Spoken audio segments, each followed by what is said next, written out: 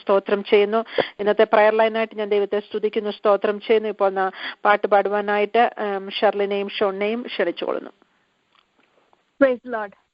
ചൂടിൽ വാടാതെ വീണു പോകാതെ മേഘസ്തംഭമായി യാചനിക്കുണ്ട്. ചൂടിൽ വാടാതെ വീണു പോകാതെ മേഘസ്തംഭമായി യാചനിക്കുണ്ട്. കാലിടാതെ കല്ലിൽ തട്ടാതെ ഇടുന്നേ നാദനെന്നും കാലിടാതെ കല്ലിൽ തട്ടാതെ ഇടുന്നേ നാദനെന്നും എന്നെ അറിയാൻ എന്നെ നടത്താൻ എല്ലാ നാളിലും യാചനിക്കുണ്ട്. എന്നെ അറിയാൻ എന്നെ നടത്താൻ എല്ലാ നാളിലും യാചനിക്കുണ്ട്. കൂട്ടം തെറ്റിപ്പോരാടിനെ പോലെ ഒറ്റപ്പെട്ടാലും യാചനിക്കുണ്ട്. കൂട്ടം തെറ്റിപ്പോരാടിനെ പോലെ ഒറ്റപ്പെട്ടാലും യാചനിക്കുണ്ട്. തേടിയെത്തിയിടും നല്ല ഇടയും തോളിലേറ്റിയൻ വീട്ടിലെത്തിക്കും.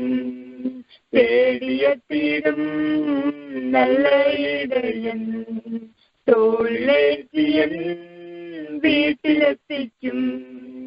എന്നെ അറിയാൻ എന്നെ നടത്താൻ എല്ലാ നാളിലും യാചനിക്കുണ്ട്. എന്നെ അറിയാൻ എന്നെ നടത്താൻ എല്ലാ നാളിലും യാചനിക്കുണ്ട്. സാത്താൻ പാതയിൽ പോരടിക്കുമ്പോൾ പരിചയായവൻ യാചനിക്കുണ്ട്. സാത്താൻ പാതയിൽ പോരടിക്കുമ്പോൾ പരിചയായവൻ യാചനിക്കുണ്ട്.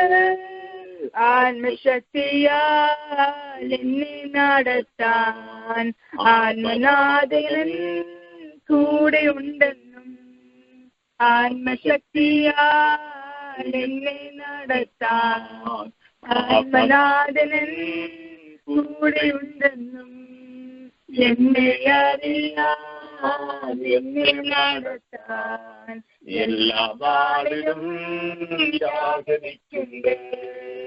എന്നെ അറിയാൻ എന്നെ നടത്താൻ എല്ലാ നാളിലും യാചനിക്കുണ്ട്. എന്നെ അറിയാൻ എന്നെ നടത്താൻ എല്ലാ നാളിലും യാചനിക്കുണ്ട്.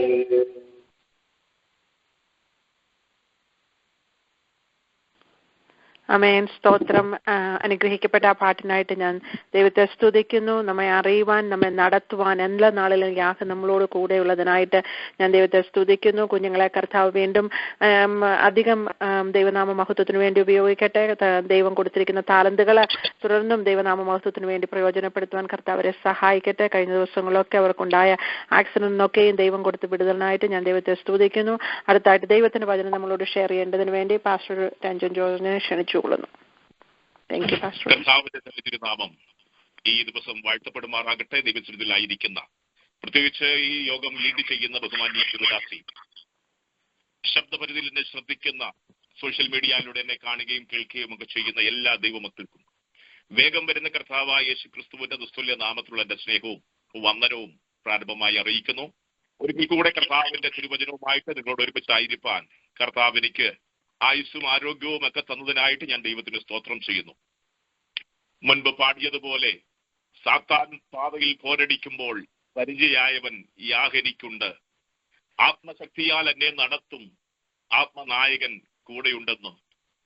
സാത്താൻ പാതയിൽ പോരടിക്കുമ്പോൾ പരിചയായവൻ യാഹനിക്കുണ്ട്.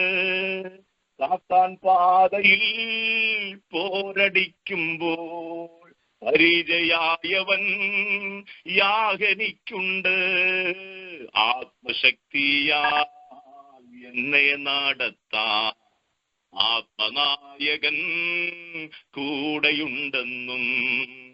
ആത്മശക്തിയാൽ എന്നെ നടത്താൻ ആത്മനായകൻ കൂടെയുണ്ടെന്നും. പാട്ടുകാരന്റെ വരികൾ അത്ര അർത്ഥവത്തമാണ്. കഴിഞ്ഞ ആഴ്ചയിൽ ഞങ്ങൾ സഞ്ചരിച്ചിരുന്ന ഒരു വാഹനം ഇവിടുന്ന് ഏകദേശം 800 മൈൽ അപ്പുറത്ത് ഒരു സ്ഥലത്തൂടെ യാത്ര ചെയ്തുകൊണ്ടിരിക്കുമ്പോൾ രാത്രിയിൽ നേരം വെളുക്ക ഇരുട്ടുള്ള സമയത്ത് ഒരു മാൻ വാഹനത്തിന്റെ മുൻപിലേക്ക് എടുത്തു ചാടി. ഏതാണ്ട് 85 മൈൽ സ്പീഡിൽ ക്രൂസിലിട്ട് വാഹനം ഓടിച്ചുകൊണ്ട് വരുന്ന സമയത്ത് ഞങ്ങൾ കുടുംബമായിട്ട് 4 പേര് ഒരുമിച്ച് യാത്ര ചെയ്തുകൊണ്ടിരിക്കുമ്പോൾ ഇരുട്ടുള്ള സമയത്ത് മുൻപിലെ വെളിച്ചം മാത്രം മുൻപിൽ കാണുന്ന ആ സമയത്ത് ഒരു മാൻ, സാധാരണയിൽ കവിഞ്ഞ വലിപ്പമുള്ള ഒരു മാൻ, പെട്ടെന്ന് എടുത്ത് വാഹനത്തിന് മുൻപിലേക്ക് എടുത്ത് ചാടുകയാണ്. പെട്ടെന്ന് ആ വാഹനത്തിന്മേൽ അതിലിടിച്ച് അതിന്റെ ഗ്ലാസ്, ഞാൻ ഓടിച്ചുകൊണ്ടിരിക്കുന്ന അതിന്റെ ഫ്രണ്ട് ഗ്ലാസ്സിലേക്ക് അതിന്റെ കാലുകൾ നീണ്ടുവരുന്നത് ഞാൻ കണ്ടു. വല്ലാത്ത ശബ്ദത്തോട് പെട്ടെന്ന് വാഹനം പിടിച്ചു നിർത്തുന്നത് പോലെ പിടിച്ച് അവിടെ നിർത്തപ്പെട്ടു. 85 മൈൽ സ്പീഡിൽ ക്രൂസിലിട്ട് വാഹനം ഓടിച്ചുകൊണ്ട് വരുമ്പോൾ പെട്ടെന്ന് ആ വാഹനം പിടിച്ചു നിർത്തിയതുപോലെ ആ ഹൈവേയിൽ നിന്നു. ഞങ്ങൾക്ക് ആർക്കും ഒരു പോറൽ പോലും ഏൽക്കാതെ കർത്താവ് ഞങ്ങളെ സഹായിച്ചു. പിശാച് പലപ്പോഴും പലയിടങ്ങളിൽ നമുക്കെതിരെ പോരടിക്കുമ്പോൾ, പ്രത്യേകിച്ച് നമ്മുടെ യാത്രകളിൽ പോരടിക്കുമ്പോൾ, നമ്മുടെ വഴികളിൽ പോരടിക്കുമ്പോൾ, പരിചയമായി ഒരുവൻ നമ്മുടെ കൂടെയുണ്ടെന്ന് എഴുത്തുകാരൻ എഴുതിയ ആ പാട്ടിന്റെ വരികൾ അത്ര അർത്ഥവത്താണ്. നമ്മളെ സഹായിക്കുന്ന, സംരക്ഷിക്കുന്ന കർത്താവ് നമ്മുടെ കൂടെയുണ്ട്. ആ സംരക്ഷണം ഉള്ളത് കൊണ്ടാണ് ഇന്ന് ദൈവത്തിന്റെ വചനവുമായിട്ട് നിങ്ങളുടെ അടുക്കൽ ഞങ്ങളായിരിക്കുന്നത്. ഞങ്ങൾ ആ വാഹനത്തിന് കേടുകൾ പറ്റിയെങ്കിലും ഞങ്ങൾക്ക് ആ വാഹനം ഉപേക്ഷിച്ച് വേറൊരു വാഹനത്തിൽ ഇവിടെ വരേണ്ടതായിട്ടുണ്ടായിരുന്നുവെങ്കിലും ഞങ്ങൾക്ക് ആർക്കും ഒരു പോറൽ പോലും ഏൽക്കാതെ, ഒരു തുള്ളി രക്തം പൊടിയാതെ, ഒരു ക്ഷീണവും ഉണ്ടാകാതെ പൂർണ്ണ വിടുതലോടുകൂടെ കടന്നു വരുവാൻ കർത്താവ് സഹായിച്ചു. ആ വലിയ ദൈവപ്രവൃത്തിയെ ഓർത്ത് ഞാൻ കർത്താവിന് സ്തോത്രം ചെയ്യുന്നു.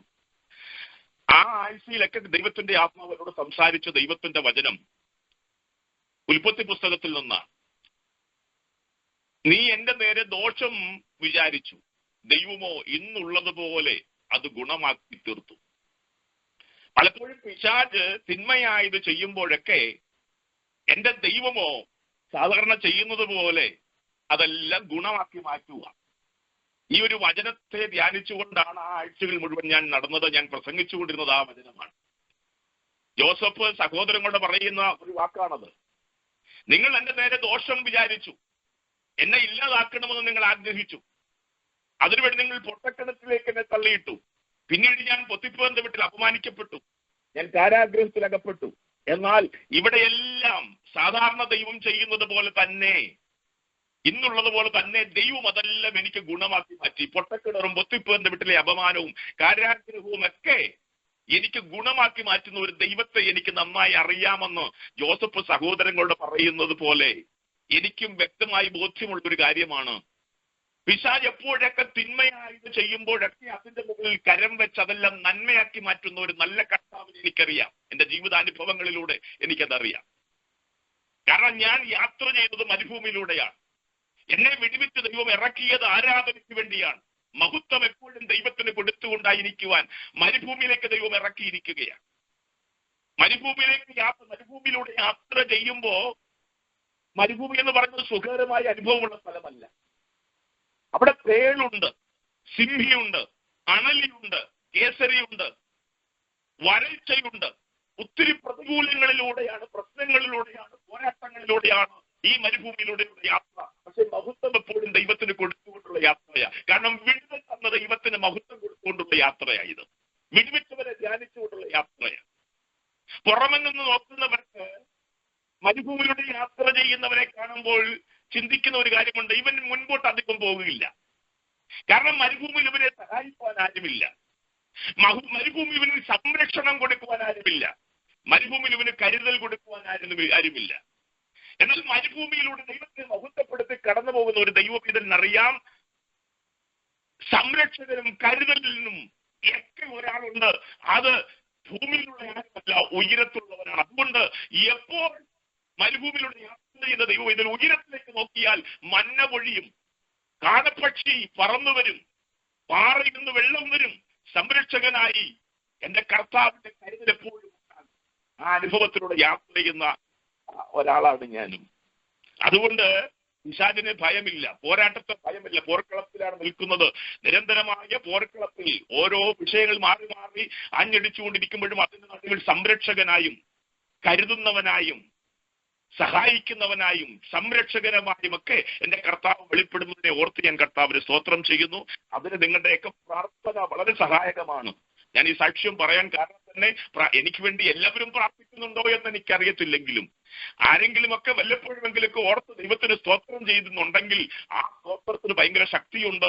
അത് ഈ മരുഭൂമി യാത്രയിൽ എന്റെ ബലമാണ്, എന്റെ സഹായമാണ്, എനിക്കത് ഭയങ്കര ശക്തിയാണ് എന്ന് നിങ്ങളെ ഓർമ്മിപ്പിക്കുവാനും നിങ്ങളുടെ പ്രാർത്ഥനയ്ക്ക് നന്ദി പറയുവാനും ഞാൻ ഈ അവസരങ്ങൾ ഉപയോഗിച്ചുകൊണ്ട് ദൈവം എന്നെ ഏൽപ്പിച്ച ദൈവവചന ധ്യാനത്തിലേക്ക് കിടക്കുവാൻ ഞാൻ കർത്താവിൽ ശരണപ്പെടുന്നു. ഇന്ന് ഈ ദിവസവും നിങ്ങളോട് പറയുവാൻ ദൈവത്തിന്റെ ആത്മാവ് എന്നെ ഏൽപ്പിച്ച ദൂതില് അതിന്റെ ടൈറ്റിൽ ഇങ്ങനെയാണ്: നിന്നെ നിരസിച്ചവരുടെ മുൻപിൽ, നിന്നെ തള്ളിക്കളഞ്ഞവരുടെ മുൻപിൽ, നിന്നെ മാറ്റി നിർത്തിയവരുടെ മുൻപിൽ, നിന്നെ ഓർക്കാതിരിക്കുന്നവരുടെ മുൻപിൽ നിന്നെ മുൻപിൽ നടത്തുന്ന ഒരു ദൈവത്തെ കുറിച്ചാണ് ഇന്ന് ഈ ദിവസം നിങ്ങളോട് പറയുവാൻ ദൈവം എന്നെ ഏൽപ്പിച്ചിരിക്കുന്ന ദൂത്. അതിന് ആധാരമായ കുറിവാക്യം 1 രാജാക്കന്മാരുടെ പുസ്തകം 18-ാം അധ്യായം അതിന്റെ 46-ാം വാക്യം. 1 രാജാക്കന്മാരുടെ പുസ്തകം 18-ാം അധ്യായം അതിന്റെ 46-ാം വാക്യം. 1 Kings chapter 18 verse 46. 1 രാജാക്കന്മാരുടെ പുസ്തകം 18-ാം അധ്യായം 46-ാം വാക്യം ഞാൻ വായിക്കുന്നു. ആഹാബ് രഥം കയറി ഇസ്രായേലിലേക്ക് പോയി. എന്നാൽ യഹോവയുടെ കൈ ഏലിയാവിന്റെ മേൽ വന്നു. അവൻ അരമുറുക്കിക്കൊണ്ട് ഇസ്രായേൽ എത്തും വരെ ആഹാബിന് മുൻപായി ഓടി. ഒരിക്കൽ കൂടെ ഞാൻ ഈ വേദഭാഗം വായിക്കുന്നു. ആഹാബ് രഥം കയറി ഇസ്രായേലിലേക്ക് പോയി. എന്നാൽ യഹോവയുടെ കൈ ഏലിയാവിന്റെ മേൽ വന്നു. അവൻ അരമുറുക്കിക്കൊണ്ട് ഇസ്രായേൽ എത്തും വരെ ആഹാബിന് മുൻപായി ഓടി. മുൻപായി പിടിപ്പിക്കുന്ന ഒരു ദൈവം, ഒഴിവാക്കിയവരുടെ മുൻപിൽ. ആഹാബിന്റെ രഥമെന്ന് പറയുന്നത് ലോകത്തിന്റെ ശക്തി ഒരുമിച്ച് ചേർന്ന ഒരു സംവിധാനമാണ്. ആ ദേശത്തുള്ള ഏറ്റവും ആരോഗ്യമുള്ള, ബലമുള്ള, ശക്തിയുള്ള 6 കുതിരകൾ ഒരുമിച്ച് ചേർന്ന് വഹിക്കുന്ന ഒരു രഥമാണ് ആഹാബിന്റെ രഥം. അത് ലോകത്തെ കാണിക്കുകയാണ്. ആ ലോകത്തിന്റെ ശക്തിയുടെ പുറകിലല്ല, മുൻപിൽ ഓടിപ്പിക്കുന്ന ഒരു ദൈവത്തെ കുറിച്ചാണ് ഈ വചനത്തിലൂടെ നമുക്ക് മനസ്സിലാക്കുവാൻ കഴിയുന്നത്. അതുകൊണ്ടാണ് ഞാൻ ടൈറ്റിൽ പറഞ്ഞത്: ഒഴിവാക്കിയവരുടെ മുൻപിൽ, അവഗണിച്ചവരുടെ മുൻപിൽ, തള്ളിക്കളഞ്ഞവരുടെ മുൻപിൽ, ഉപേക്ഷിച്ചവരുടെ മുൻപിൽ ഓടിപ്പിക്കുന്ന ഒരു ദൈവം. ആ ദൈവത്തെയാണ് ഞാൻ സേവിക്കുന്നത്. ആ ദൈവത്തെയാണ് ഇന്ന് പകൽക്കാലവും ഈ ദിവസവും ഞാൻ പ്രസംഗിക്കുന്നത്. അതുകൊണ്ട് ആ ദൈവത്തെ സേവിക്കുന്നവരെല്ലാം ആ നിമിഷങ്ങളായിരിക്കണമെന്ന് ദൈവനാമത്തിൽ ഞാൻ ഓർമ്മിപ്പിക്കുകയാണ്. ഏലിയാവിനെ കുറിച്ച് നമുക്ക് എല്ലാവർക്കും അറിയാം. സാധാരണ നമ്മൾ പ്രാർത്ഥിക്കുമ്പോഴൊക്കെ ഏലിയാവിനെ കുറിച്ച് പറയാറുണ്ട്. യാക്കോബിന്റെ ലേഖനത്തിൽ പറയുന്നത് പോലെ ആ വാക്യം നമ്മൾ ഉദ്ധരിക്കാറുണ്ട്. ഏലിയാവ് നമുക്ക് സമസ്വഭാവമുള്ള മനുഷ്യനെന്നാണ്, നമുക്ക് എപ്പോഴും അടുത്ത് നിൽക്കുന്ന ഒരു മനുഷ്യനായിട്ടാണ് ഏലിയാവിനെ നമുക്ക് കാണുവാൻ കഴിയുന്നത്. ഏലിയാവിനെ പരിചയപ്പെടുത്തുന്നത് ഈ പുസ്തകത്തിലെ 17-ാം അധ്യായത്തിലാണ്. 17-ാം അധ്യായത്തിൽ ഗലിയാദിലെ തിശ്ബിൽ നിന്നുള്ള തിശ്ബനായ ഏലിയാവ് എന്ന് പറഞ്ഞുകൊണ്ടാണ് ഏലിയാവിനെ പരിചയപ്പെടുത്തുന്നത്. അവന്റെ പിതൃ പാരമ്പര്യത്തെ കുറിച്ചോ അവന്റെ കുടുംബ പശ്ചാത്തലത്തെ കുറിച്ചോ അവന്റെ മുൻപുള്ള ആത്മീയ പരിചയങ്ങളെ കുറിച്ചോ ഒന്നും ഭാഗങ്ങൾ നമുക്ക് കാണുവാൻ കഴിയുന്നില്ല. നമുക്ക് പരിചയപ്പെടുത്തുമ്പോൾ നമുക്ക് മനസ്സിലാകുന്നത് തിശ്ബിൽ നിന്നുള്ള തിശ്ബനായ ഏലിയാവ് എന്ന് പറഞ്ഞാണ് അവരെ പെട്ടെന്ന് രംഗപ്രവേശനം ചെയ്യിപ്പിക്കുന്നത്.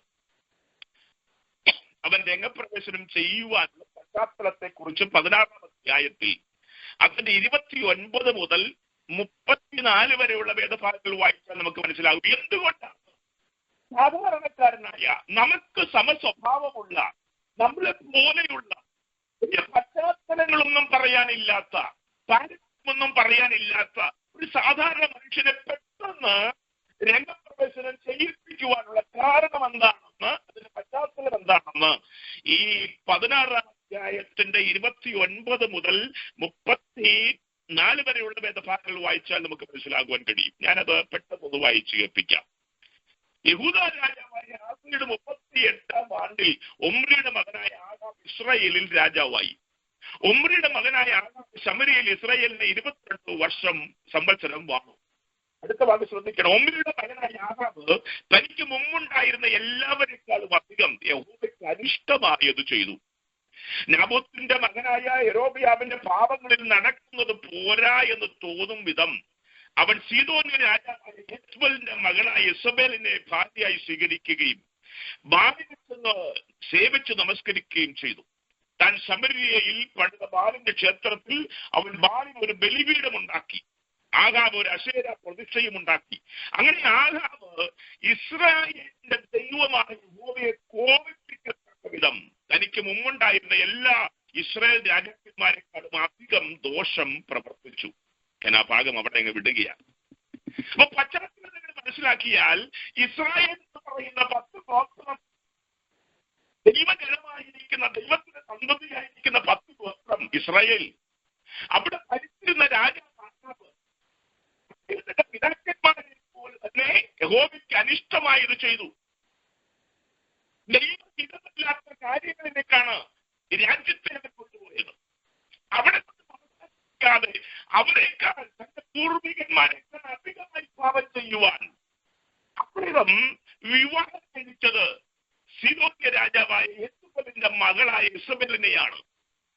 എന്ന് പറഞ്ഞാൽ ഇണയെല്ലാം കൂടി ദൈവം ശ്രദ്ധിക്കണം. ദൈവം 2 വിഷയത്തിൽ ഭയങ്കര സ്ട്രിക്റ്റാണ്. ഒന്ന് വിവാഹത്തെ സംബന്ധിച്ചും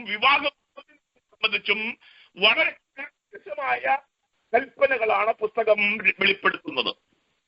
അത് പറയുന്നത് ഇഷ്ടമല്ലെന്ന് എനിക്കറിയാം. ഈ കാലഘട്ടത്തിന് യോജിച്ച പ്രസംഗവുമല്ലെന്ന് എനിക്കറിയാം. പക്ഷെ പുസ്തകം പ്രസംഗിക്കാൻ പറ്റില്ല. വിവാഹത്തിന് വളരെ പ്രാധാന്യം ദൈവം കൊടുത്തിട്ടുണ്ട്. വിവാഹം എന്ന് പറയുന്ന ആ ഒരു പ്രവൃത്തി ആരംഭിച്ചു തന്നെ ദൈവമാണ്. മനുഷ്യൻ ഏകനായിരിക്കുന്നത് നന്നല്ല എന്ന് കണ്ടിട്ട് അവന് തക്ക ഒരു തുണയെ ദൈവം ഒരുക്കി കൊടുത്തതാണ് തുടക്കം. പിന്നീട് അതിന്റെ പ്രാധാന്യം മനസ്സിലാക്കണമെങ്കിൽ പുതിയ ദിനകാലത്ത് യേശു കർത്താവ് കാനാവിനെ ഒരു കല്യാണം ചെയ്യുന്നത് ആ വീട്ടിലെ വിവാഹത്തിന്റെ ശൂന്യത മാറ്റി നിറമാക്കി മാറ്റിക്കൊടുത്ത് വിവാഹത്തിന് പ്രാധാന്യമുണ്ടെന്ന് വെളിപ്പെടുത്തുന്ന യേശുവിനെ നമുക്ക് കാണാൻ കഴിയും. പരിശുദ്ധാത്മാവ് ലേഖനങ്ങളിലൂടെ വിവാഹ ജീവിതത്തിന്റെ പ്രാധാന്യത്തെ കുറിച്ച് വളരെ വ്യക്തമായി രേഖപ്പെടുത്തിക്കൊണ്ട് പിതാവും പരിശുദ്ധാത്മാവ് ഒരുപോലെ വിവാഹത്തിന്റെ പ്രാധാന്യം രേഖപ്പെടുത്തുന്നുണ്ട്. എങ്ങനെയായിരിക്കണം വിവാഹം എന്നുള്ളത്? ഇണയില്ല പിണകൂടരുത്. ദൈവവുമായി ബന്ധമില്ലാത്തവനുമായി ഒരു കുടുംബ ബന്ധത്തിൽ ഏർപ്പെടരുത്. അത് ദൈവത്തിന്റെ കർക്കശമായ നിയമമാണ്. അങ്ങനെ ഇണയില്ല പിണകൂടിയാൽ അത് നിന്റെ വിലാപ്പുറത്തൊരു മുള്ളാണെന്ന് പുസ്തകത്തിൽ വളരെ ശക്തമായി രേഖപ്പെടുത്തുന്നു. എന്ന് പറഞ്ഞാൽ അതൊരു ഒഴിയ ബാധയായി മാറും. അത് നിന്റെ ജീവിതത്തിൽ മാറാത്ത ഒരു പ്രശ്നമായി മാറും. എത്ര പ്രാർത്ഥിച്ചാലും പ്രയോജനമില്ല. മുള്ള് വേദനിപ്പിച്ചുകൊണ്ടിരിക്കുന്ന അനുഭവം.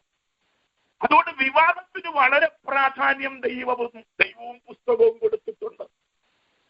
ദൈവമില്ലാത്തവരുമായി ദൈവമുള്ളവൻ ബന്ധം സ്ഥാപിക്കാൻ പറ്റില്ല. ഇവിടെ കടത്തി പറഞ്ഞാൽ ആത്മീയ അനുഭവങ്ങൾ ഒരേപോലെ പങ്കിടുന്നവരുമായിട്ടായിരിക്കണം വിവാഹം. എങ്കിൽ മാത്രമേ വിവാഹ ജീവിതം, കുടുംബജീവിതം സഫലമാകുകയുള്ളൂ. ഇന്ന് അതിനേക്കാൾ ആത്മീയ അനുഭവങ്ങളെക്കാൾ മറ്റ് ഭൗതികമായ സാഹചര്യങ്ങളെ ലക്ഷ്യമാക്കിക്കൊണ്ടുള്ള ബന്ധങ്ങളാണ് കുടുംബജീവിതത്തിന്റെ തകർച്ചയ്ക്ക് കാരണം. മനസ്സിലാകുന്നവർക്കായി ഞാൻ ദൈവത്തിന് സ്തോത്രം ചെയ്യുന്നു. വിവാഹത്തെ പോലെ പ്രാധാന്യമാണ് വിവാഹമോചനത്തെ കുറിച്ച് കർത്താവ് പറയുന്നത്, ദൈവം പറയുന്നത്, പുസ്തകം പറയുന്നത്. വിവാഹമോചനം ദൈവം അനുവദിക്കുന്നില്ല.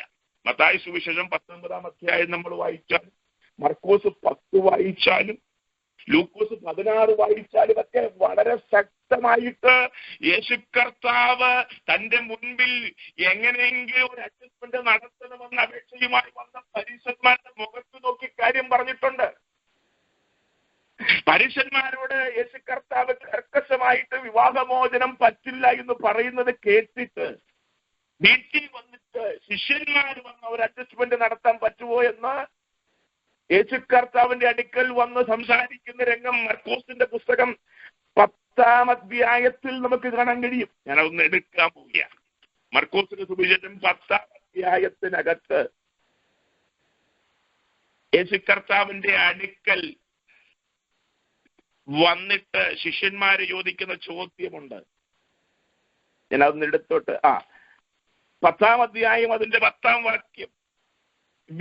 വീട്ടിൽ വെച്ച് ശിഷ്യന്മാർ പിന്നെയും അതിനെക്കുറിച്ച് അവനോട് ചോദിച്ചു. അപ്പോ സമൂഹത്തിൽ വെച്ച് പരീശന്മാർ വന്ന് മോശയുടെ ന്യായപ്രമാണമൊക്കെ എന്ന് പറഞ്ഞ ഒരു അഡ്ജസ്റ്റ്മെന്റിലേക്ക് ഒന്ന് പോകാൻ പറ്റുമോ എന്ന് ചോദിച്ചപ്പോൾ കർത്താവ് കർക്കശമായിട്ട് വിലക്കി. പറ്റില്ല. ഇതെല്ലാം കേട്ടിട്ട് വീട്ടിൽ വന്നു കഴിഞ്ഞപ്പോ വീട്ടിൽ വെച്ച് ശിഷ്യന്മാർ വന്നിട്ട് പറയുന്ന രംഗമാണ് മർക്കോസ് 10:10. വീട്ടിൽ വെച്ച് ശിഷ്യന്മാർ പിന്നെയും അതിനെക്കുറിച്ച് അവനോട് ചോദിച്ചു. അവനവനോട് ഭാര്യയെ ഉപേക്ഷിച്ച് മറ്റൊരുവളെ വിവാഹം കഴിക്കുന്നവൻ അവൾക്ക് വിരോധമായി വ്യഭിചാരം ചെയ്യുന്നു. സ്ത്രീയും ഭർത്താവിനെ ഉപേക്ഷിച്ച് മറ്റൊരുത്തനെ വിവാഹം കഴിച്ചാൽ വ്യഭിചാരം ചെയ്യുന്നു എന്ന് പറഞ്ഞു. മാറ്റില്ല. ഈ കാര്യത്തിൽ ദൈവം കർക്കശക്കാരനാണ്. പുസ്തകം കർക്കശമായി പറയുന്നു. ഇഷ്ടപ്പെടില്ലെന്ന് എനിക്കറിയാം, വിഷയമല്ല. എന്റെ ഒത്തിരി സുഹൃത്തുക്കള് ഇങ്ങനെയുള്ള അനുഭവങ്ങളിലൂടെ പോയിട്ടുണ്ട്. ഞാൻ അവർക്കെതിരല്ല, ഞാൻ പുസ്തകമാ പ്രസംഗിക്കുന്നത്. പുസ്തകം പ്രസംഗിക്കാൻ എനിക്ക് യാതൊരു മടിയുമില്ല. കാരണം ഞാൻ ദൈവത്തെ പ്രസാദിപ്പിക്കാൻ ഇറങ്ങിയതാണ്, മനുഷ്യനെ പ്രസാദിപ്പിക്കാൻ ഇറങ്ങിയതല്ല. എന്നെ കഴിഞ്ഞ ദിവസത്തെ ആക്സിഡന്റിൽ ഒരു സെക്കൻഡിയുടെ മുകളിലാണ് ആ മാനിന്റെ കാല് ആ ഗ്ലാസിൽ പതിഞ്ഞിരുന്നെങ്കിൽ ആ ഗ്ലാസ് പൊട്ടി ആ ഗ്ലാസിനകത്തേക്ക് ആ മാൻ കയറി എന്റെ കയ്യിൽ നിന്ന് സ്റ്റീറിംഗ് പോയി ഞാനും കുടുംബവും എവിടെയോ അവസാനിക്കേണ്ടതായിരുന്നു. ഇനിയും അധികകാലം ഉണ്ടെന്ന് എനിക്കറിയില്ല, എത്ര കാലം ഉണ്ടെന്ന് എനിക്കറിയില്ല. പക്ഷെ ഉള്ള കാലത്ത് ദൈവത്തിന്റെ വചനം മുഖം നോക്കാതെ സംസാരിക്കുവാനാണ് എന്നെ ദൈവം വിളിച്ചിരിക്കുന്നത്. അതുകൊണ്ട് ഞാൻ ആവർത്തിച്ച് പറയാം, യേശു അനുവദിക്കുന്നില്ല, പുസ്തകം അനുവദിക്കുന്നില്ല. കാരണം ഉടമ്പടി എങ്ങനെയാണ്? ദൈവം യോജിപ്പിച്ചതിനെ മനുഷ്യൻ വേർപിടിക്കാൻ പാടില്ല. അപ്പൊ വിവാഹം എന്ന് പറയുന്നത് ദൈവമാണ് യോജിപ്പിക്കുന്നത്, വേർപിരിക്കുന്നത് ദൈവമല്ല, മനുഷ്യനാണ്. സംഭവം എന്താണെന്നറിയാൽ, ഈ ദൈവം യോജിപ്പിച്ചു ഉടമ്പടിയിലൂടെ വിവാഹബന്ധത്തിൽ ഏർപ്പെട്ടു. പിന്നീട് എന്തൊക്കെയോ കാരണങ്ങൾ, ആരുടെയൊക്കെയോ കുഴപ്പങ്ങൾ കാരണം മനുഷ്യരത് വേർതിരിച്ചു. മനുഷ്യർ വേർതിരിച്ചാലും സ്വർഗത്തിൽ രേഖപ്പെടുത്തിയിരിക്കുന്ന ഈ വിവാഹം ക്യാൻസൽ ആകുന്നില്ല. മനസ്സിലാക്കണം, സ്വർഗത്തിൽ ദൈവം യോജിപ്പിച്ച ആ രംഗം ക്യാൻസൽ ആകുന്നില്ല മരിക്കുന്നിടം വരെ. അതാണ് ഇവിടെ യേശു പറഞ്ഞത്. ദൈവം യോജിപ്പിച്ചതിനെ ക്യാൻസൽ ചെയ്യാൻ മനുഷ്യർക്ക് പറ്റില്ല. മരിക്കുന്നിടം വരെ ആ വ്യക്തി ആ ഉടമ്പടിയിൽ തന്നെയാണെന്നാണ് സ്വർഗം കാണുന്നത്, സ്വർഗം രേഖപ്പെടുത്തുന്നത്. അതാണ്. അല്ലാത്തതെല്ലാം വ്യഭിചാരമായി സ്വർഗം കാണുകയാണ്. ഗുരുതരമായ കാര്യമാണ് ഇത്. സഭകളിൽ പ്രസംഗിക്കില്ല, കാരണം പ്രസംഗിച്ചാൽ പാസ്റ്റർക്ക് മുൻപോട്ട് പോകാൻ പറ്റില്ല. കൺവെൻഷനിൽ പ്രസംഗിക്കില്ല. ആരും ഇതിനെക്കുറിച്ച് ഇപ്പൊ മിണ്ടിയില്ല. കാരണം കാര്യസാധ്യമാണ് ഇന്നത്തെ ശുശ്രൂഷകന്മാരുടെ കയ്യിലിരിപ്പ്. പക്ഷെ പുസ്തകം മാറ്റാൻ പറ്റില്ല, ദൈവ വ്യവസ്ഥകൾ മാറില്ല. അനുഗ്രഹത്തിന് ആധാരം പുസ്തകമാണ്. മനസ്സിലാക്കണമെന്ന് ദൈവനാമത്തിൽ ഞാൻ ഓർപ്പിക്കുകയാണ്. അപ്പോ വിവാഹത്തിനും വിവാഹമോചനത്തിനും വളരെ പ്രാധാന്യം ദൈവമക്കൾ കാണണം, കൽപ്പിക്കണം. ഇവിടെ ആഹാബ് എന്ന് പറയുന്ന ഇസ്രായേലിന്റെ രാജാവ്, അദ്ദേഹം പോയി ഇണയില്ലാപ്പണ കൂടി സീദോന്റെ രാജാവായ യെസബേലിന്റെ മകളായ ഇസബേലിനെ വിവാഹം കഴിച്ചു. വിഗ്രഹാരാധിയെ വിവാഹം കഴിച്ചു. വിവാഹം കഴിച്ചപ്പോൾ സംഭവിച്ചത് അവരുടെ ദൈവങ്ങൾ ഇവരുടെ കൂടെ കൂടി. ശ്രദ്ധിക്കണം, അന്യ ദൈവ സേവ ഇത് ആഹാബിന്റെ കൊട്ടാരത്തിലേക്കും പിന്നീട് ഇസ്രായേലിന്റെ 10 ഗോത്രങ്ങളിലേക്കും വ്യാപരിച്ചു. ബാലും അശേരയും അവരുടെ ദൈവങ്ങളായി മാറി. ദൈവത്തെ കോപിപ്പിച്ചു, അധികമായി കോപിപ്പിച്ചു. എന്നെ കേൾക്കുന്ന ദൈവങ്ങളെ, വിഗ്രഹാരാധന പാപമാണ്. വിഗ്രഹാരാധന ദൈവത്തിന് വെറുപ്പാണ്. വിഗ്രഹാരാധി ദൈവത്തിനെതിരാണ്. അത് വീട് വിഗ്രഹമായാലും, വാഹനങ്ങൾ വിഗ്രഹമായാലും, ഭാര്യയും ഭർത്താവും വിഗ്രഹമായാലും, പാസ്റ്റർ വിഗ്രഹമായാലും, സഭ വിഗ്രഹമായാലും, നീ ദൈവം വെറുക്കുന്നു എന്ന പ്രാർത്ഥനയ്ക്ക് മറുപടി കിട്ടില്ല. നിനക്കൊരു സഹായവും ദൈവത്തിൽ നിന്ന് കിട്ടുകയില്ല. ഇവിടെ അതാ സംഭവിച്ചത്. ദൈവം പിന്മാറി, ഇസ്രായേലിന് മാറി. കാരണം ദേശം ബാലിനെയും അശേരയും പ്രതിഷ്ഠിച്ച് വിഗ്രഹാരാധികളായി മാറി. അതിന് കാരണക്കാരൻ കൊട്ടാരം ഭരിക്കുന്ന രാജാവ് ആഹാബും അവന്റെ ഭാര്യ ഇസബേലുമാണ്. ജനം ദൈവത്തിൽ നിന്ന് മാറി കാര്യസാധ്യത്തിന് വേണ്ടി അവർ വിഗ്രഹാരാധികളായി മാറി. ഇന്നും അതേ അവസ്ഥയാണ് ആത്മീയ ഗോളത്തിൽ. നമുക്ക് കാര്യം യേശുവിനെ മതി. സ്വർഗത്തിൽ കൊണ്ടുപോകുന്ന നിത്യജീവന്റെ അവകാശത്തിലേക്ക് കൊണ്ടുപോകുന്ന ദൈവത്തെ യേശുവിനെ വേണ്ട. നമുക്ക് നമ്മുടെ കാര്യങ്ങൾ സാധിക്കുന്ന യേശുവിന്റെ പുറകെ നമ്മൾ പോകുക. അതിനാരുടെ പുറകെ നമ്മൾ പോകും? ആര് പറയുന്നത് നമ്മൾ കേൾക്കും? പ്രമാണം ഒരു വിഷയമല്ല, വ്യവസ്ഥകൾ വിഷയമല്ലാതായി മാറി. അതിന് കാരണക്കാരൻ കൊട്ടാരമാണ്, അതിന് കാരണക്കാരൻ നേതൃത്വമാണ്, അതിന് കാരണക്കാരൻ നേതാക്കന്മാരാണ്, സംഘടനകളാണ്, പാസ്റ്റർമാരാണ്. ശ്രദ്ധിക്കണം ദൈവമക്കൾ, വളരെ പ്രധാനപ്പെട്ട വിഷയമാണ് പറയുന്നത്.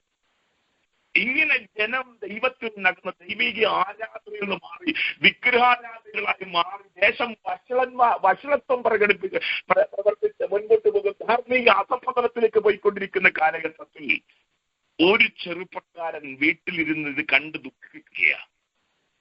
അവന്റെ മനസ്സ് ദൈവത്തിന്റെ മനസ്സുമായി അങ്ങ് യോജിക്കുകയാണ്. ദൈവത്തിന്റെ വലിയ പ്രയാസമാണ്. അതേ പ്രയാസം ആരും അറിയാത്ത ഒരു ചെറുപ്പക്കാരൻ ഏലിയാവിന്റെ ഹൃദയത്തിനകത്തും വെളിപ്പെട്ടു. ദൈവത്തിന്റെ മനസ്സ് അവന്റെ മനസ്സിലേക്ക് വ്യാപരിച്ചു. അവന് കണ്ടിട്ട് സഹിക്കാൻ വയ്യ, വേദനയായി മാറി. ദൈവത്തെ ആരാധിക്കേണ്ട ജനം, ആത്മാവിൽ ആരാധിക്കേണ്ട ജനം ഇന്ന് വിഗ്രഹത്തിന്റെ മുൻപിൽ കുമ്പിടുകയാണ്. ബാലിനെയും അശേരയും ആരാധിക്കുന്നു. കള്ളപ്രവാചകന്മാർ 450 ബാലിന്റെ പ്രവാചകന്മാരും 400 അശേരയുടെ പ്രവാചകന്മാരും ഇസബേലിന്റെ കയ്യിൽ നിന്ന് വാങ്ങിച്ചു ഭക്ഷിച്ച് കൊട്ടാരത്തിന്റെ സേവകന്മാരായി മാറി. ദൈവത്തിനു വേണ്ടി പ്രസംഗിക്കുവാനും പ്രവചിക്കാനും ആരില്ല. തെറ്റ് ചൂണ്ടിക്കാണിക്കാൻ ആരില്ല. തെറ്റാണെന്ന് പറയാൻ ആരുമില്ല. തെറ്റും ശരിയും ബോധ്യപ്പെടുത്താൻ ആരുമില്ല. കള്ളം പ്രവചിക്കുന്ന പ്രവാചകന്മാരുടെ സംഖ്യ 880 ദേശത്ത് അവർ തലങ്ങുമിലങ്ങും ബാലിനും അശേരയ്ക്കും വേണ്ടി പ്രവചിക്കാൻ തുടങ്ങിയപ്പോ അകത്തൊരുത്തൻ വേദനിക്കുകയാണ്. വേദനിക്കുന്നു. അതിന്റെ സ്വഭാവ രൂപീകരണത്തിലൂടെ അകത്തിരുന്ന് ഒരുത്തൻ വേദനിക്കുന്നു. അവന്റെ പേരാണ് ഏലിയാവ്. അവൻ കരയാൻ തുടങ്ങി, വേദനിക്കാൻ തുടങ്ങി. യാക്കോബ് എഴുതിയിരിക്കുന്നത് അവൻ പ്രാർത്ഥിക്കാൻ തുടങ്ങി എന്നാണ്. ആരും അറിയുന്നില്ല, കൂട്ടായ്മക്കാരാരുമില്ല. അവൻ പ്രാർത്ഥിക്കാൻ തുടങ്ങി. ദൈവമേ, നീ വെളിപ്പെട്ടേ പറ്റത്തുള്ളൂ. ഈ അവസ്ഥയ്ക്ക് മാറ്റം വരുത്തിയേ പറ്റത്തുള്ളൂ. നന്മയല്ല ഞങ്ങളുടെ വിഷയം, ദൈവമാണ് വിഷയം. എന്നെ കേൾക്കുന്ന ദൈവമക്കളെ, ഈ കാലഘട്ടത്തിലും വിഷയമാകേണ്ടത് നന്മയല്ല, ഇവിടുത്തെ ഭൗതികമല്ല, ദൈവമായിരിക്കണം നമ്മുടെ വിഷയം. എന്തുകൊണ്ടോ നമ്മളും ഇപ്പൊ ഭൗതികത്തിന്റെ പുറകെ പോവുക. വലിയ കെട്ടിടങ്ങൾ, വലിയ സഭകൾ, വലിയ ആൾക്കൂട്ടങ്ങൾ. ദൈവം ഒരു വിഷയമല്ല. അവൻ എന്നെ പുറത്തു പോയി ഇപ്പൊ വാദിക്കൽ നിന്ന് മുട്ടുക. എന്നാലും നമ്മുടെ പള്ളി വലുതാക്കണം. നമുക്ക് ഒത്തിരി ആളുകളെ നമ്മുടെ അകത്തേക്ക് കയറ്റണം. എല്ലാവരും ഭൗതികത്താൽ അനുഗ്രഹിക്കപ്പെടണം. ദൈവം എവിടെ നിന്നാരും ചോദിക്കുന്നില്ല. ദൈവ പ്രവർത്തികൾ എവിടെ നിന്നാരും ചോദിക്കുന്നില്ല. ദൈവമഹത്വം എവിടെ നിന്നാരും ചോദിക്കുന്നില്ല. ഏലിയുടെ മരുമകളെ എനിക്ക് വലിയ ഇഷ്ടമാണ്.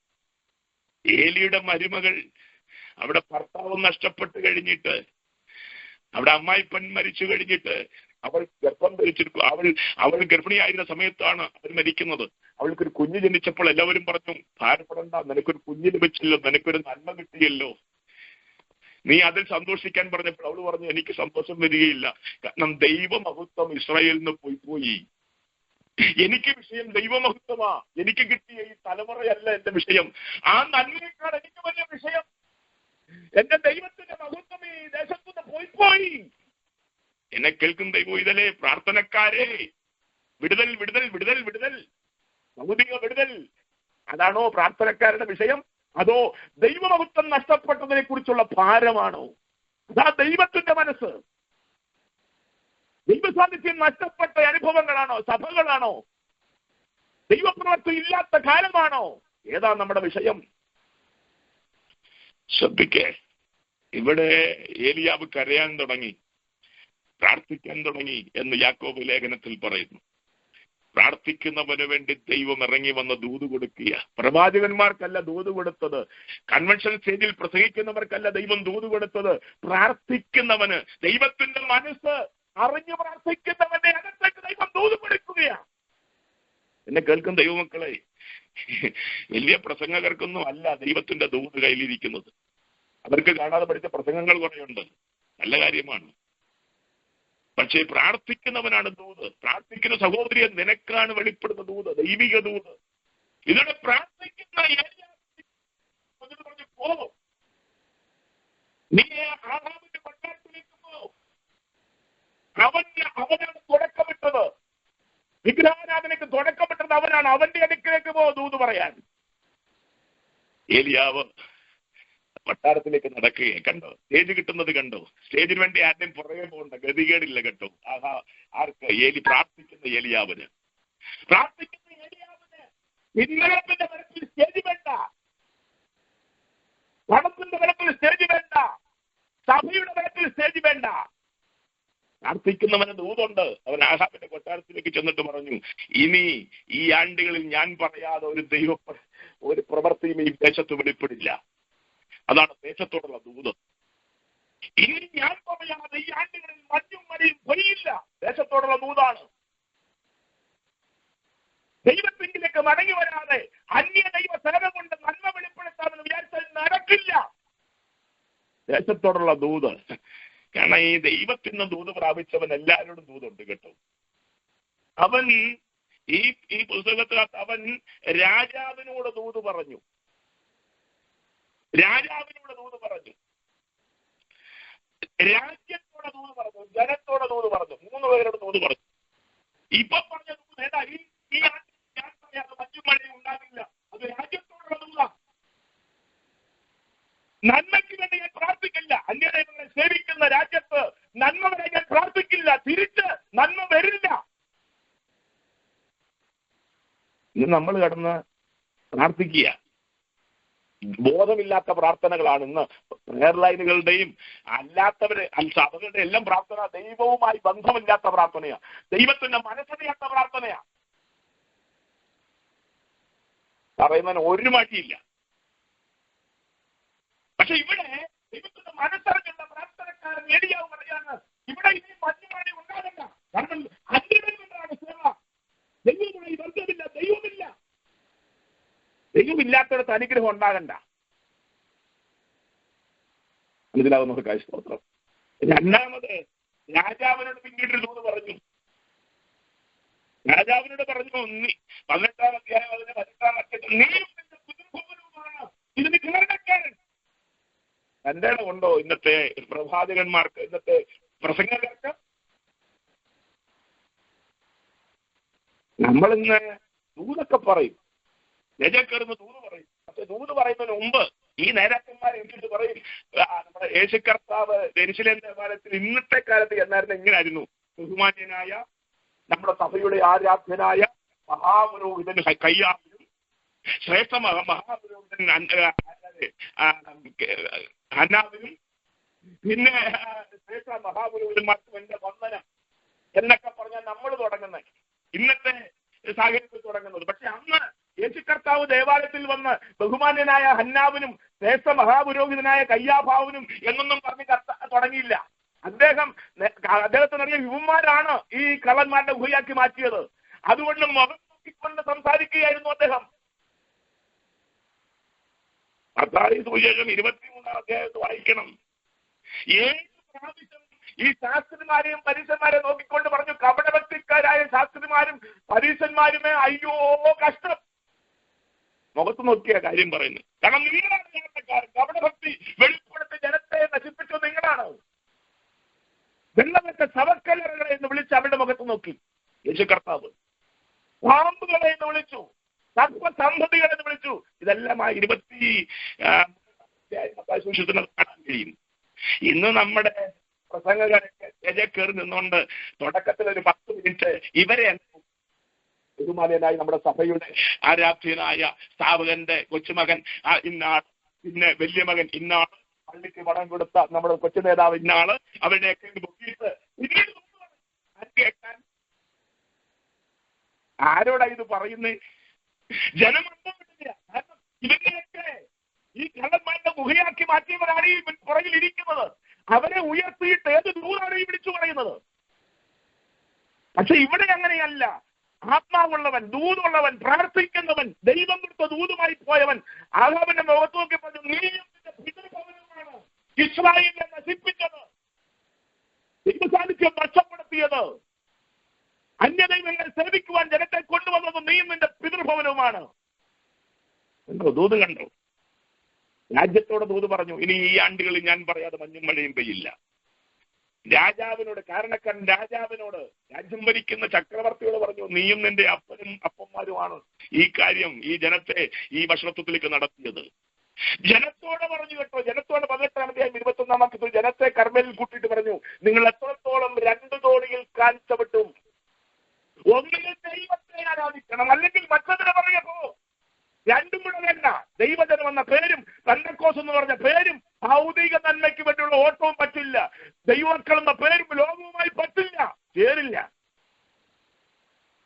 ഇന്ന് രാത്രിയും ഈ പകലും ഈ ദിവസവും എനിക്കും പറയാനുള്ളത് ഇതാണ്. ഞാൻ പറഞ്ഞല്ലോ, എത്ര ദിവസം മുൻപിലുണ്ടെന്ന് എനിക്കറിയില്ല. പക്ഷെ ഉള്ള ദിവസം തീർത്ത് പറഞ്ഞു നിർത്തണമെന്നാണ് ആഗ്രഹം. കാലങ്ങൾ കഴിയാറായി, സമയങ്ങൾ മുൻപിൽ അധികമില്ലെന്ന് എനിക്ക് ബോധ്യമായിട്ടുണ്ട്. അതിന്റെ ലക്ഷണങ്ങൾ കണ്ടു തുടങ്ങിയിട്ടുണ്ട്. അതുകൊണ്ട് പറയാനുള്ളത് പറഞ്ഞു പോകുകയാണ്. കിട്ടുന്ന അവസരങ്ങളിലെല്ലാം പറയും. ശ്രദ്ധിച്ചു കേൾക്ക്. ആ ദൂത് പറഞ്ഞവനെ ദൈവം ആഹാബിന്റെ ആദിത്യം വരളാൻ വിട്ടില്ല. ഇന്ന് നേതാക്കന്മാർക്കെതിരെ ദൂത് പറഞ്ഞിട്ട് നേതാക്കന്മാരുടെ ആദിത്യം വരളുന്ന, അവരുടെ സൽക്കാരങ്ങൾ സ്വീകരിക്കുന്ന, അവരുടെ ഭവനത്തിൽ പാർത്ത് അവരുമായിട്ട് ചേർന്ന് ഫോട്ടോ എടുത്ത് ഫേസ്ബുക്കിനകത്ത് ഇടുന്ന നേതാക്കന്മാരെ ഇന്ന് പ്രസംഗകരെ കണ്ടുകൊണ്ടിരുന്ന് രക്ഷിക്കുന്ന സമയമാണിത്. പക്ഷേ ആഹാബിന്റെ കൊട്ടാരത്തിൽ വിരൽ ചൂണ്ടി ദൂത് പറഞ്ഞ ആഹാബിന്റെ ആതിഥ്യം വരലാൻ ദൈവം വിട്ടില്ല. ദൈവം പറഞ്ഞു, ഇറങ്ങി അവിടുന്ന്, നിന്നെ പോറ്റാൻ എനിക്ക് കഴിയും, ദൂത് പറഞ്ഞവന് കഴിയും, നീ പോയി കരുത്തിലിരിക്ക്, കരുത്ത് തോട്ടിൽ അവിടെ ഇരിക്ക്, നിന്നെ സംരക്ഷിക്കുവാൻ, നിന്നെ കരുതുവാൻ എനിക്ക് കഴിയും, ദൂത് പറഞ്ഞവന് കരുത്തുണ്ടെന്ന്. ആ ഭാഗങ്ങളൊക്കെ ഞാൻ വിടുകയാണ്. 3.5 വർഷം പിന്നീട് നമ്മൾ കണ്ടത് 18-ാം അധ്യായത്തിൽ കെരുത്തോട്ടിനടിക്ക് ദൈവത്തിന്റെ സംരക്ഷണവും കരുതലും നമ്മൾ കണ്ടു. കെരുത്തോട്ടിലെ വെള്ളം കുടിക്കാൻ അതേ കെരുത്തോട്ടിൽ കാക്ക വരികയാണ് ഭക്ഷണവുമായിട്ട്. അസാധ്യമായതിനെ സാധ്യമാക്കി കൊടുത്ത ഒരു രംഗം നമുക്കവിടെ കാണാൻ കഴിയും. ദൈവപ്രവർത്തിയുടെ അത്ഭുതത്തിന്റെ പാഠത്തെ നമുക്കവിടെ കാണാൻ കഴിയും. എന്നെ കരുത്തും ദൈവത്തിന് വേണ്ടി നിൽക്കുന്നവനെ മനുഷ്യരുടെ മുഖത്തേക്ക് നോക്കാൻ അനുവദിക്കാത്ത, ദൈവത്തിന് വേണ്ടി നിൽക്കുന്നവനെ മറ്റുള്ളവരുടെ മുമ്പിൽ കൈനീട്ടാൻ അനുവദിക്കാത്ത, ഒരാളുടെ മുൻപിലും തല ഉരിച്ചു നിർത്താൻ അനുവദിക്കാത്ത ഒരു ദൈവത്തെ എനിക്കറിയാം. ഇന്ന് എന്റെ പേരിൽ ഈ ഒരു മാസത്തിൽ രണ്ട് ഫേക്ക് ഐഡികൾ ഇറങ്ങിയിട്ടുണ്ട്. ഫേസ്ബുക്ക് ഐഡികൾ, എന്റെ ഫോട്ടോ വെച്ച് രണ്ട് ഫേക്ക് ഐഡികൾ ഈ ഒരു മാസത്തിൽ ഇറങ്ങിയിട്ടുണ്ട്. അതിനകത്ത് പലരും എന്നെ വിളിച്ചു പാസ്റ്ററുടെ പേര് വെച്ച് ക്യാഷ് ചോദിക്കുന്നുണ്ട്, ഫ്രണ്ട് റിക്വസ്റ്റ് ചോദിക്കുന്നുണ്ട്, ക്യാഷ് ചോദിക്കുന്നുണ്ട്. ഇങ്ങനെയുള്ള ഞാൻ പറഞ്ഞതെല്ലാം ഫേക്കാണ്. എന്റെ ജീവിതത്തിൽ കർത്താവിനെ കണ്ടെത്തിയ ആ നാൾ മുതൽ ഒരു മനുഷ്യന്റെയും മുഖത്തേക്ക് നോക്കി കൈ നീട്ടിയിട്ടില്ല, നീട്ടുകയുമില്ല. ഒരിക്കൽ കൂടെ പറയാം, ആരും അത് ഓർത്ത് അയ്യോ അതിനോ ആക്സിഡന്റിനെ പറ്റി വണ്ടിയൊക്കെ നഷ്ടപ്പെട്ടിരിക്കുക, അതുകൊണ്ട് അതിനകത്തുള്ള കാശ് ആരെങ്കിലും ചോദിച്ചാൽ നിങ്ങൾ അങ്ങനെ ചിന്തിക്കേണ്ട. ആരുടെയും മുഖം നോക്കി നടക്കാൻ, കാരണം ഞാൻ പറഞ്ഞില്ല, മരുഭൂമിയിലാണ് എന്റെ യാത്ര. എനിക്ക് മുകളിലോട്ട് നോക്കിയാൽ എന്റെ ദൈവത്തെ കാണാൻ കഴിയും. മരുഭൂമിയിൽ നിൽക്കുന്നവന്, മരുഭൂമിയിൽ യാത്ര ചെയ്യുന്നവന് മുൻപിൽ നടത്താൻ ഒരു ദൈവമുണ്ട്. മുകളിലേക്ക് നോക്കിയാൽ കാണത്തക്കവണ്ണം മേഘസ്തംഭമായും അഗ്നിത്തൂണായും വെളിപ്പെടുന്ന ഒരു ദൈവമുണ്ട്. സന്ദർഭശാൽ ഞാനത് ബോധ്യപ്പെടുത്തിയെന്നേ ഉള്ളൂ. ഇവിടെ നിങ്ങൾ നോക്കിയാട്ടെ, ഏലിയാവിനെ തമ്പുരാൻ കാക്കയെ കൊണ്ട് പോഷിപ്പിച്ചു. കിഴറ്റിലെ വെള്ളം വറ്റിയപ്പോൾ സരഫയിലെ വിധവയെ കൊണ്ട് പോഷിപ്പിച്ചു. കൊട്ടാരങ്ങൾ നല്ല പോഷിപ്പിക്കുന്നത് കേട്ടോ. കാരണം ദൂത് കൊട്ടാരത്തിനെതിരാണ്, നേതാക്കന്മാർക്കെതിരാണ്, സംഘടനയ്ക്കെതിരാണെങ്കിൽ സംഘടനയല്ല നിങ്ങൾ നടത്താൻ പോകുന്നത്, ദൈവമാണ്. നീ അവന്റെ മുമ്പിൽ ഓച്ചാരിച്ച് നിൽക്കേണ്ട ഗതികേടില്ലെന്ന് ഏലിയാവിനെ എവിടെയെല്ലാം നടത്തിയിട്ട് പിന്നീട് ദൈവം പറഞ്ഞു, നീ കർമ്മലിലേക്കൊന്ന് കയറ്, നീ ഒന്നുകൂടെ ആഹാബിന്റെ കൊട്ടാരത്തിൽ പോയി പറ, കർമ്മലിലേക്ക് വരാൻ പറ, ദൈവത്തെ വെളിപ്പെടുത്തി തരാൻ. പിന്നീട് ദൈവത്തെ തീയിറക്കി വെളിപ്പെടുത്തിയ രംഗം നമുക്കറിയാം. എന്റെ വിഷയം അതല്ല, ഞാൻ അവസാനിപ്പിക്കാൻ പോവുകയാണ്. അതിനുശേഷം തീയിറങ്ങി സത്യദൈവമേ ആരാണെന്ന് ആഹാബിന്റെ മുൻപിലും ഇസ്രായേലിന്റെ മുൻപിലും ജനത്തിന് മുമ്പിലും ദൈവം വെളിപ്പെടുത്തി. പ്രാർത്ഥിക്കുന്നവന്റെ മുൻപിൽ സ്വർഗം ചലിക്കുന്ന രംഗം. എന്നെ കഴിക്കുന്ന ഇതിലെ പ്രാർത്ഥിക്കുന്ന ദൈവത്തിന്റെ ദൂത് അരുളപ്പാട് മുഖം നോക്കാതെ വിളിച്ചു പറയുന്നവന്റെ മുൻപിൽ സ്വർഗം അന്നും ഇന്നും എന്നും ചലിക്കും. ഒരിക്കൽ കൂടെ ഞാൻ ആ വാക്ക് ആവർത്തിച്ച് പറയാം, അനുഭവത്തിൽ നിന്ന് പറയാം. ദൈവത്തിന്റെ മനസ്സറിഞ്ഞ് പ്രാർത്ഥിക്കുന്നവന്റെ മുൻപിൽ മുഖപക്ഷമില്ലാതെ കൊട്ടാരത്തിലും ചക്രവർത്തിയുടെ മുൻപിലും രാജ്യത്തോടും ജനത്തോടും ഒരുപോലെ വിളിച്ചു പറയുന്ന ദൈവ പൈതലിന്റെ മുൻപിൽ സ്വർഗം ചലിക്കും. 850 അപ്പുറത്ത് നിന്ന് എന്ത് കാണിച്ചാലും വിഷയമല്ല, ഇപ്പുറത്തൊരുത്തനേ ഉള്ളൂ, വിഷയമല്ല. അതാണ് എന്റെ ഫേസ്ബുക്കിൽ ഞാൻ എഴുതിയിരിക്കുന്നത്.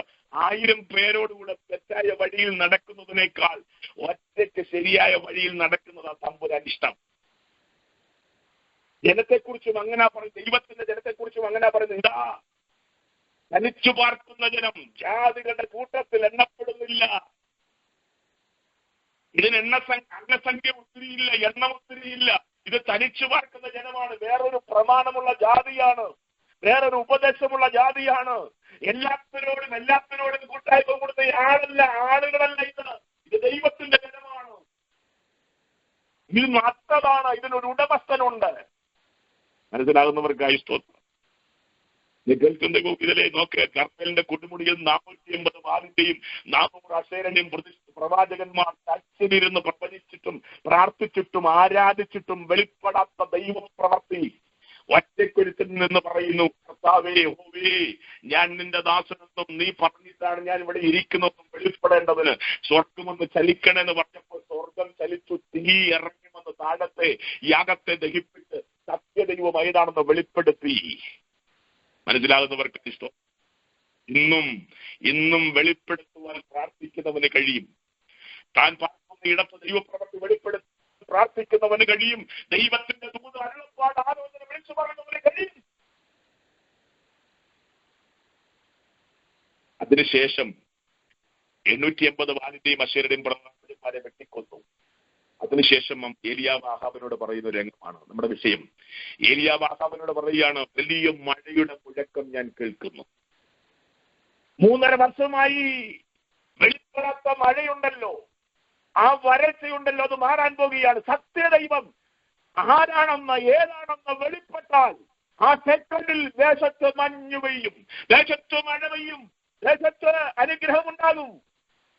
ആ തിരിച്ചറിവിൽ ദൈവത്തിന്റെ ആലോചന പ്രാപിച്ച ഏലിയാവ് പറയാണ്, ആഹാബിനെ പറയാണ്, വലിയ മഴയുടെ മുഴക്കം ഞാൻ കേൾക്കുന്നു. എന്നെ കേൾക്കുന്ന ദൈവത്തിന്റെ പൈതലേ, ആലതിയെ പ്രാർത്ഥിക്കുന്നവന് മാത്രമേ അത് കേൾക്കാൻ പറ്റുകയുള്ളൂ. എവിടെ ദൈവപ്രവൃത്തി, ദൈവ സാന്നിധ്യം വെളിപ്പെടുമോ അവിടെ ദൈവപ്രവൃത്തിയുടെ മുഴക്കം വെളിപ്പെടത്തുള്ളൂ.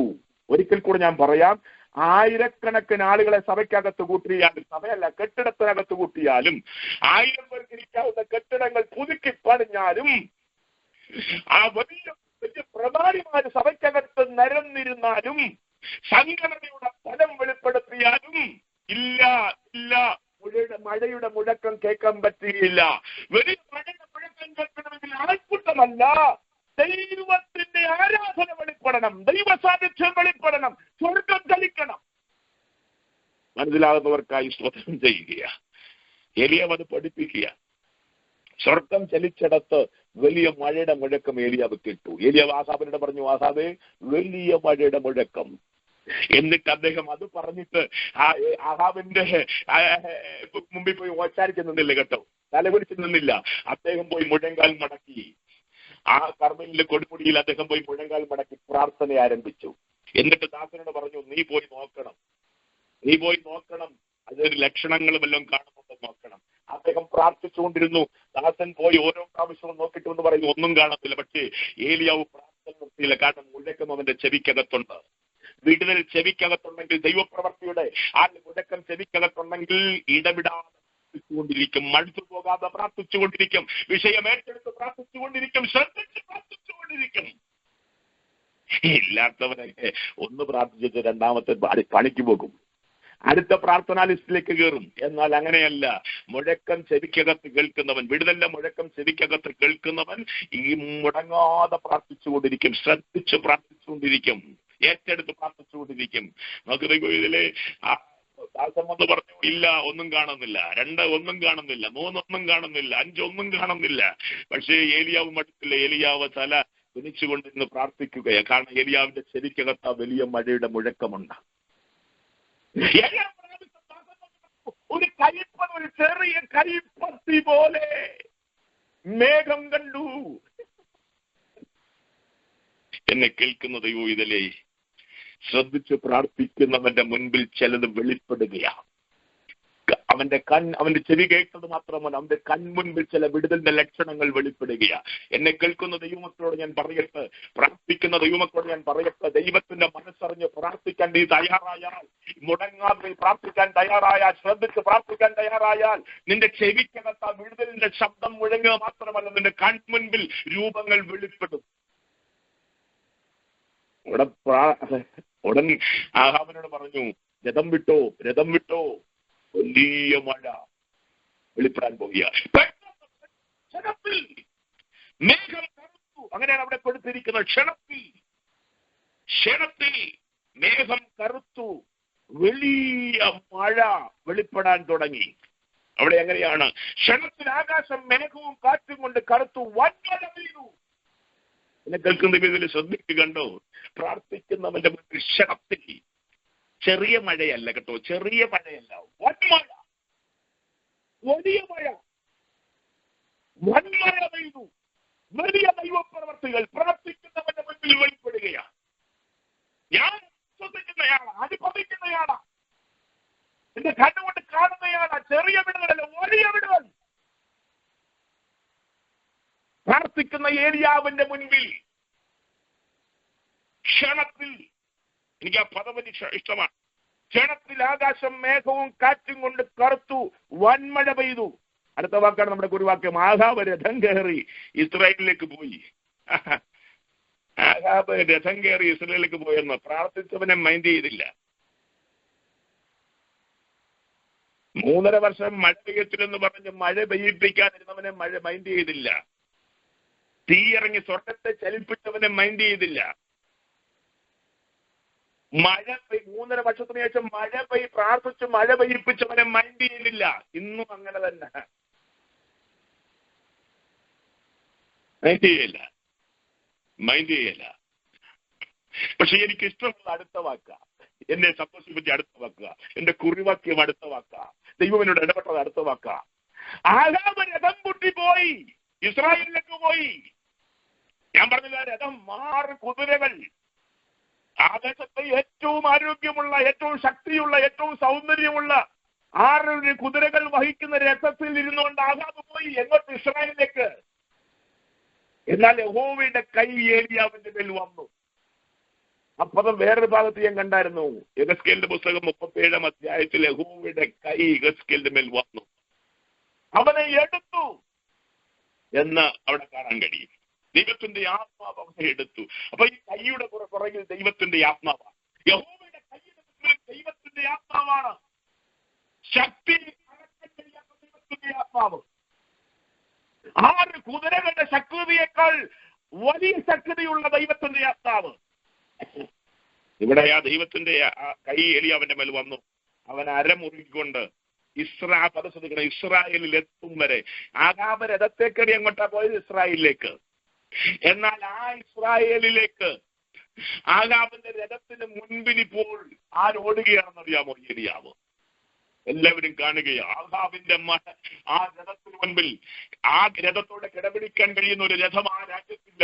പക്ഷെ ആ രഥത്തിന്റെ മുൻപിൽ ഇതാ ഒരുവൻ ഓടുന്നു. ഒരുവന്റെ കാലുകൾ മാൻപേടയ്ക്ക് തുല്യമായ കാലുകളായി മാറി. എന്നെ കേൾക്കുന്ന ദൈവത്തിന് ബദൽ എല്ലാവരും കാണുകയാണ്. ഇസ്രായേൽ മുഴുവൻ കണ്ടു. ആഹാബിന്റെ രഥത്തിന് മുൻപിൽ ഒരുവൻ ഓടുന്നു. എന്നെ കേൾക്കുന്ന ദൈവത്തിൽ ഞാനൊരു ചലഞ്ച് നിങ്ങളുടെ മുമ്പിൽ വെക്കുകയാണ്. ലോകത്തിന്റെ മുൻപിൽ നീ ഉണ്ടോ? ഓടാൻ തയ്യാറാണോ? അതോ ലോകത്തിന്റെ പുറകെയാണോ? ആഹാബിന്റെ രഥത്തിന്റെ പുറകെയാണോ നീ പോകുന്നത്? അതോ ആഹാബിന്റെ രഥത്തിന്റെ മുൻപിലാണോ? മുൻപിലാണ്. നിന്നെ ചലിപ്പിക്കുന്ന ഒരു ആത്മാവ് നിന്റെ കൂടെ ഉണ്ട്.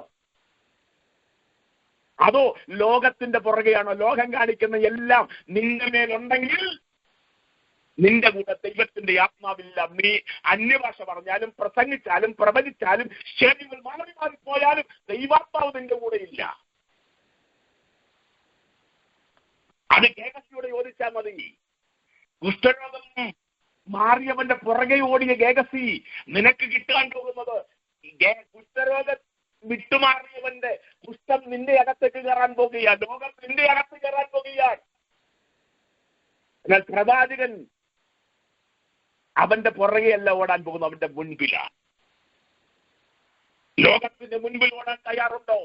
ഉണ്ടെങ്കിൽ നിന്നെ നയിക്കുന്ന ദൈവത്തിന്റെ പരിശുദ്ധാത്മാവാണ്. ഞാൻ എന്റെ വാക്കുകളെ അവസാനിപ്പിക്കുന്നു.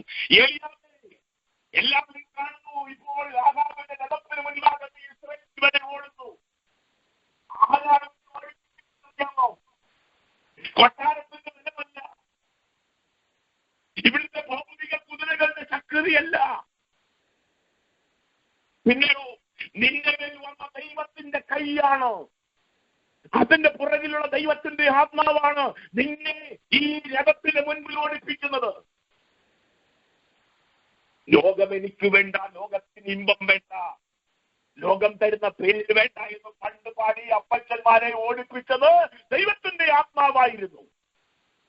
അവർ ലോകത്തിന് കീഴ്പ്പെട്ടില്ല, ലോകത്തിന്റെ ഒന്നും അവരെ ഭരിച്ചില്ല.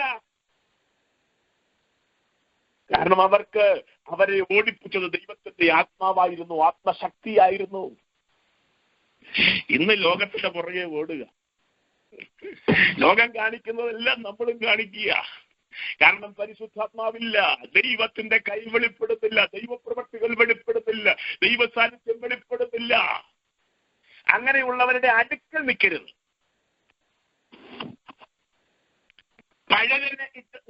കളജനെയൊക്കെ തിരിച്ചിരുന്ന് ഒരുത്തി പ്രാർത്ഥിച്ചാൽ അവിടെ കീഴിപ്പോയി നിൽക്കരുത്. നിന്നാൽ നിന്റെ കുടുംബം കോളം കൊണ്ടും ശാപിക്കപ്പെട്ടതായി മാറും.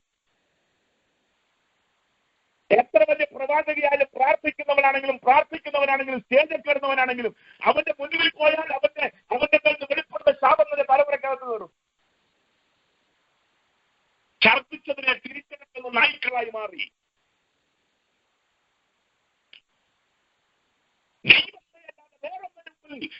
കീഴ്പ്പെടുന്ന ഒന്നിന്റെ പുറകെ പോകരുത്. ഗംഭീരകാലമാണ്. നീ നിന്റെ കുടുംബവും നഷ്ടപ്പെടാതിരിക്കാൻ ദൈവത്തിനെ ഉയർത്തുക, ദൈവമഹത്വം വെളിപ്പെടുത്തുവാൻ തയ്യാറാകുക. മരുഭൂമിയിലെ ആരാധനക്കാരായി മാറുക. പഴയ പാട്ട് തിരിച്ചെടുക്കണം. ലോകം എനിക്ക് വേണ്ട, ലോകത്തിന്റെ ഇമ്പം എനിക്ക് വേണ്ട. പോകണം യേശുവിൻ പാത നോക്കി, ഏകുന്നു സമസ്തവും ഞാൻ അങ്ങയുടെ മുൻപിൽ എന്ന് പാടിയ ആ പാട്ടുകൾ തിരിച്ചെടുത്ത് പാടണം. കർത്താവിന്റെ മകൻ എന്ന പേരിനേക്കാൾ വലുതായ ലോകത്തിന്റെ പേര് വിക്കത്തിരാ എന്ന് ചോദിക്കുന്ന പാട്ട് നമ്മുടെ ഹൃദയത്തിനകത്ത് ഭാഗമായി മാറണം. എന്റെ വാക്കുകളെ അവസാനിപ്പിക്കുക. മുൻപിൽ ഓടിപ്പിക്കുന്ന ദൈവം. ഏലിയാവ് ഇപ്പോൾ മുൻപിൽ ഓടുകയാ. ഈ മുൻപിൽ ഓടുന്നത് മാത്രമേ മറ്റുള്ളവർ കാണുന്നുള്ളൂ. ഇതിന്റെ പുറകിൽ ഒരു മുറിക്കകത്തെ ദൈവത്തിന്റെ മനസ്സറിഞ്ഞുള്ള പ്രാർത്ഥനയുണ്ട്. ഇതിന്റെ പുറകിൽ ചങ്കൂറ്റത്തോടെ ആഹാബിന്റെ കൊട്ടാരത്തിൽ ലക്ഷ്യമാക്കി ചെന്നുകൊണ്ട് ദൈവം അരുളി ചെയ്തത് മുഖം നോക്കാതെ വിളിച്ചു പറഞ്ഞ ദൂതിന്റെ ബലമുണ്ട്. ഇതിന്റെ പുറകിൽ ദൈവം പറഞ്ഞ സ്ഥലത്ത് കെരീത്തോടിന്റെ സംരക്ഷണയിൽ ഇരുന്ന, കെട്ടിടത്തിന്റെ സംരക്ഷണമില്ലാതെ, ലോകത്തിന്റെ സംരക്ഷണമില്ലാതെ ദൈവത്തിന്റെ സംരക്ഷണയിൽ കെരീത്തോട്ടിനരികെ ഇരുന്ന കാലങ്ങളുണ്ട്. ദൈവം പറഞ്ഞതനുസരിച്ച് കടന്നുപോയ ആ വഴികളുണ്ട്, സ്ഥലത്തിലേക്കുള്ള വഴികളുണ്ട്. ഒത്തിരി ത്യാഗങ്ങൾ ഇതിന്റെ പുറകിലുണ്ട്. അങ്ങനെയുള്ളവരെ ഒരു ദിവസം മറ്റുള്ളവർ കാണുക മുൻപിൽ ഓടിപ്പിക്കും. കണ്ണുകളെ അടയ്ക്കാം. കണ്ണുകളെ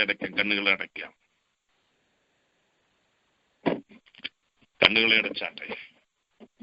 എനിക്കറിയാം ഇത് നിങ്ങൾക്ക് ഇഷ്ടമുള്ള ദൂതായിരിക്കണമെന്നില്ല. പക്ഷെ എന്റെ ജീവൻ മടക്കി തന്ന ദൈവത്തെ പ്രസാദിപ്പിക്കാനുള്ള ദൂതായത്.